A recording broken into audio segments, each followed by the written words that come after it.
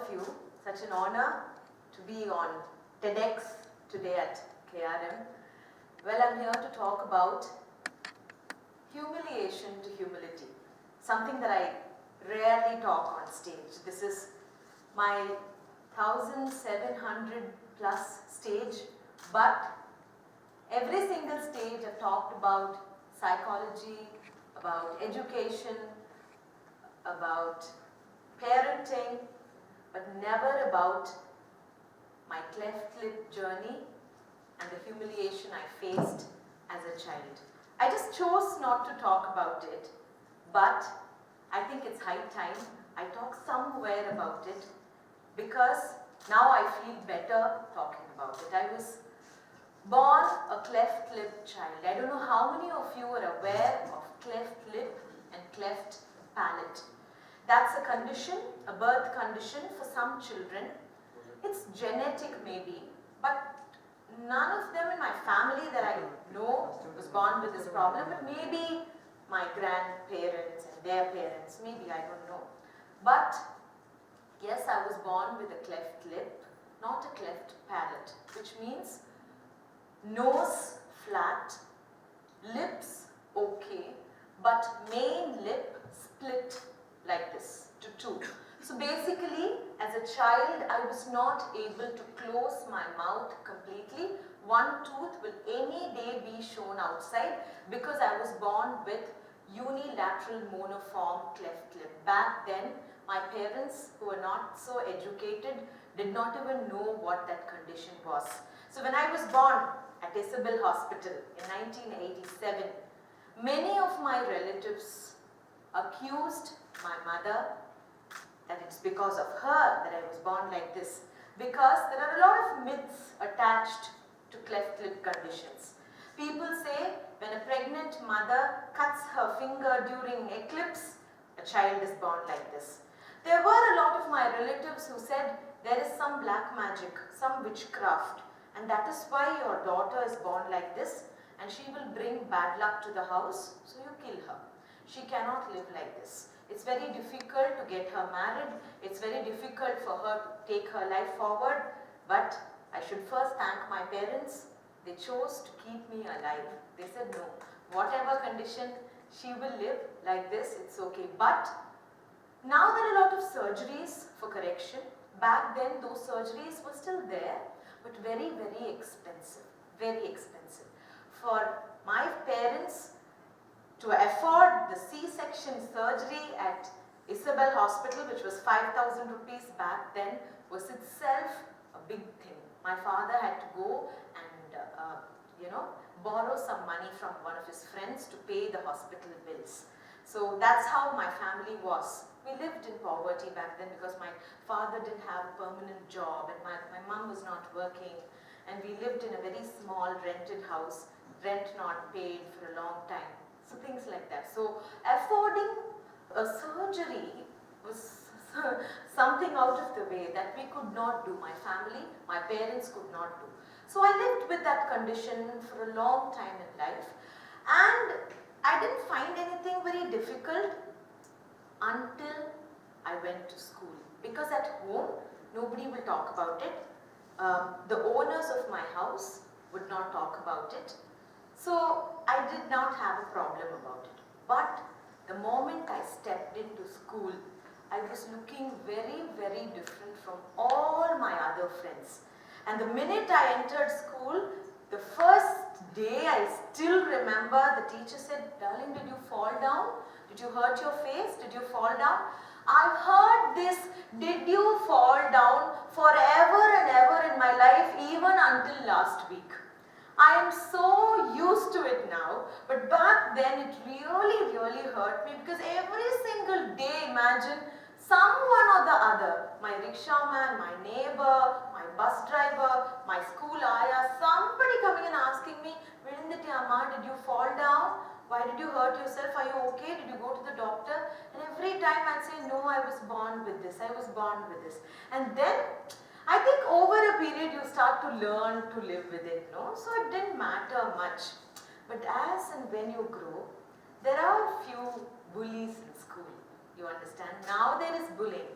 back then there was more bullying, yeah, and I was a very, very small, dark, short, puny little girl with a cleft lip. And every time I entered class, my friends used to call me Black Rabbit. Because rabbit is hair, hair lip, they say cleft lip.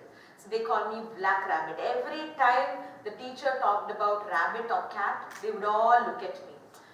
It really, really hurt me back then, but I still kept continuing. I was not doing very well in education because all this was troubling me. I was not able to be too successful in my academics also. And then I reached class 5. That's when I had a lovely, lovely English teacher who changed my life. My parents were not educated. I did not go to tuition classes. I did not have that exposure. I could not speak English at all. All that I knew was Tamil because they speak Tamil at home. I lived in a small slum in Chennai and my neighbors also don't speak English at all. In case I tried to speak a little bit English, what would they say? Hey Peter, why are you trying to speak in English? Tamil please. That's what they used to say. So I was not exposed to much English. I had problems with the language. So the teacher stepped forward to help me and then she understood that there was something else that was troubling me. So one fine evening, what that teacher told me, I really would like to ask all of you here. Can all of you here close your eyes? Close your eyes. Close your eyes. Yes. Now, who is your best friend? Best friend? Yes? Now open your eyes. All of you tell me, why is that person your best friend? One of you tell me, who is your best friend and why? Yes, Vasanta ma'am, tell me. Who is your best friend? My best friend Lita. Okay, why? Because whatever I feel, I can share with her. Whatever you feel like, you can share and with her. I'm not being judged. You're not being judged by your friend. Good. You? Yes, you tell me. Who is your best friend? Yes. I feel my best friend is Rupa because she helps me whenever I was in a struggle, and if I feel something to share with her, I will be sharing without any hesitation, and she'll be giving a very good remedy for it. For that problem, yes? Perfect. Any one of you sitting here tell me, did you make a best friend in life for looks? Because they look nice, because their appearance is nice. That is the same thing the teacher taught me. Friends don't come for looks. However you look, you can look dark, you can look thin, you can be short, you can be tall, you can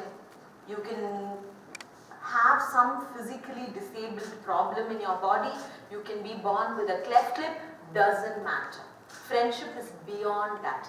So she said, make friends, genuine friends who look at you beyond your problem and be good company to you. That really, really changed my life. That little piece of advice, you will get good friends in life.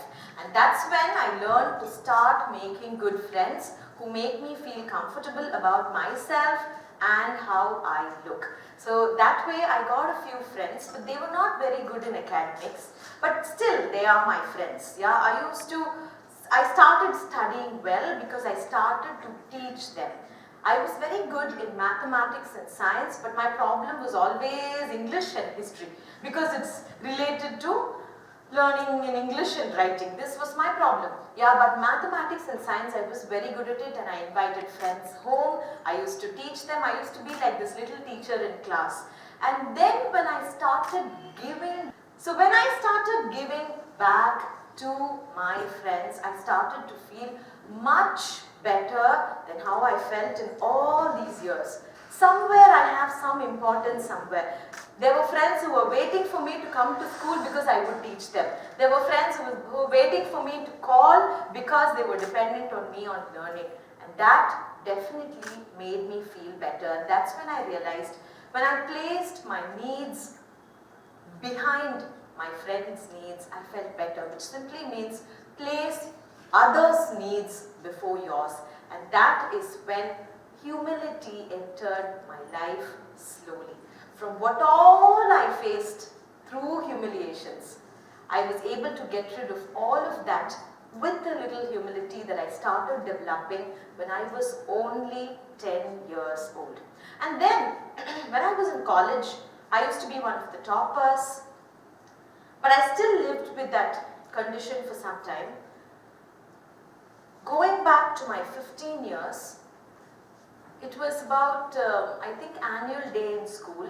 I was asked not to be part of the dance because I had this condition and I could not stand in the first row. I was short, I had to stand in the first row, but if I stand in the first row, I don't look nice. So my dance teacher said, sorry darling, you can go and do something else. You cannot do dance. I really broke down. I went back home. I said, I can't do this anymore, Amma, because I like to be on the stage. The stage is where my heart is. Even today I'm like that. Stage makes me happy. Yeah, mic makes me happy. This crowd makes me happy. I was the same when I was a little girl also. But then when a teacher says you cannot do this because you won't look nice on the stage because we need makeup and costume and all, you won't fit into that first row. We can't put you in the back because you're short. I came home, I cried and cried and cried. Then also we could not afford a surgery. Yeah, but my father said, okay, I have a friend. Let us go and meet this doctor. So we went and met Dr. Balaji, maxillofacial surgeon, one of the best in the city. My father's customer. My father was still a travel agent. He used to purchase flight tickets from my father. So we went and met Dr. Balaji and he said, yeah, okay, we can do a surgery and the cost would be around close to 2.5 lakhs. Nowhere close to our budget or what, the way we were living. So, and then for some reason he knew how we were. And then he said, no, but Sharanya is a sweet girl. I think I will do the surgery free of cost for her. Just pay the surgery, the operation theatre fees, which was almost close to 15,000 rupees. So my mother paid the surgery. My father was very, very against the surgery. He said, no, you're born like this. You can live like this. But for some reason, I was not able to make that impression with people. Yes, I made friends. I felt comfortable. But for some reason, I was not able to perform because somewhere I was lagging. And I said, no, I want this surgery, please. And then there was a major surgery done when I was 15 years old. After the surgery, to recover, because it's a face surgery, it's a surgery on the face, they had to remove some flesh from inside the mouth and place it on the lip, and your face and lips would be swollen for at least 4 months after that. You won't be able to eat properly. Anything you can have with a straw. You won't be able to open your mouth, close your mouth, chew the food, all that is not possible. The 4 months, every Tom, Dick and Harry around me gave me advices. They said, this is a wrong decision, you should not have done this, you should have learned to live with that. The person who's coming to collect my father's laundry clothes also is giving me advice. My watchman is advising me. My apartment uncles and aunties and everybody is advising me. They said, wrong decision, you should not have gone through this surgery, now your face looks swollen, it looks very ugly. It was very, very difficult. But I thought, no, this will be okay in some time, because the doctor kept telling me in 6 months it will subside. Your face will become normal, it will subside. But after 6 months also, the lip was okay, but the discoloration was always there. My lips have different colors. From bottom lip different color, upper lip different color, on the sides different color because of the surgery. But back then there were no matte lipsticks, so I had to learn to live with that only. And then when I was in college, the cleft, which means the cut, was not there, but the discoloration was there. And people found it very, very, very different. There were a lot of friends there also who bullied me, who made fun of me, but I was always a performing person.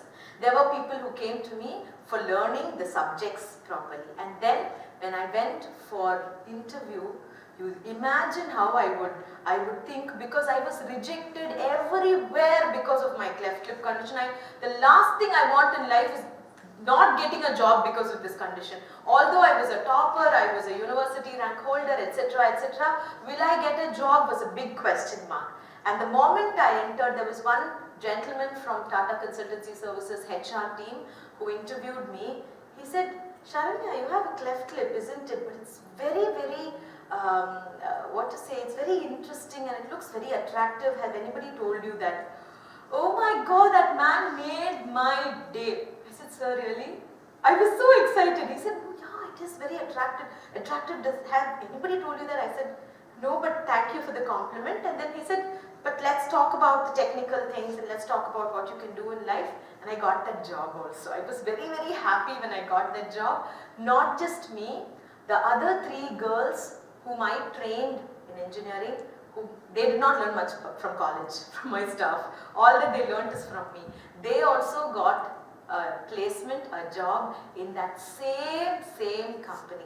And that gave me more happiness. And then their parents also came and told me, it's very nice that you helped them, Sharanya. And then I realized people stopped talking about my appearance and people started talking more about how I gave back, how I performed. So if you want people to stop shaming you, start to perform. That's the only thing you have to do. When you learn to perform, when you learn to forgive or forget, and when you start to live with humility, no amount of shaming can affect you. You can look the way you want. The world will for sure accept you. And then I became a brand ambassador of Smile Train India. That is an NGO that does free cleft lip surgeries for children across the country. I'm associated with Smile Train India for about 7 years now. We've done free surgeries for almost 10 million children across the country. We have large donors. We say we gift smiles to these children, and every year, once a year, we meet at one of the cities, Pune, Delhi, Bombay. Most of them are cleft lip people. I feel extremely normal, extremely happy when I am with such people around, and all of them have achieved something or the other in life. So when those people share their stories and I share my story with them in that stage, we become an inspiration to so many other cleft lip children around in this world. Very happily, I'm a flag bearer of being a cleft lip warrior today. I have teenage children who come to me for counseling because they are worried they have pimple. Yes? I'm like, excuse me, I lived with a cleft lip all my life. A pimple is not going to matter. But in that age, every single thing looks very, very big, isn't it? A little pimple, a little scar, falling hair. You understand? Lip color. There was a patient who came to me who said, all my friends have pink lips, ma'am. I only have dark lips. Can you tell me something what to do? I said, use lipstick.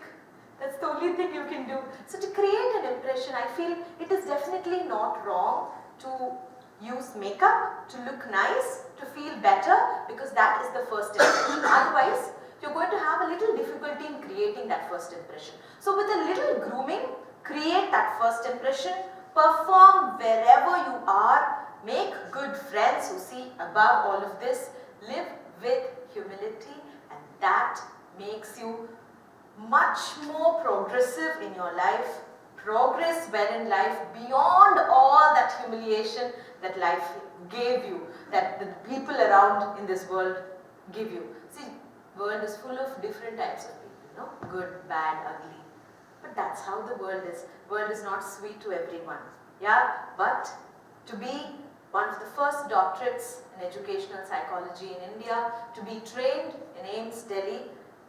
Beyond all of this, when my parents are not educated, they didn't even understand what I was studying. Only when I finished my doctorate, when they came for my graduation ceremony in Rajasthan, they said, I think you've done something different, no? Something that not others have done, no? We're so proud of you. That's the maximum they understood. And I think I'm still thankful to them for giving me this life, because there were so many people, again as I told you, told my mother, please kill this child will bring bad luck to the family. Today I'm married to one of the most industrious families in India, the JPR family. I'm married to the grandson of Mr. JPR, and my husband loves me for my cleft lip. So what else can I say about my life? Sometimes what you think is not good about you is very beautiful in the eyes of others. Yes? So please be thankful to this life. However your life is, you can still live it with full josh, full energy and full happiness. I thank KRM Public School for giving me this lovely opportunity, and I thank TEDx for this lovely stage. Thank you so much.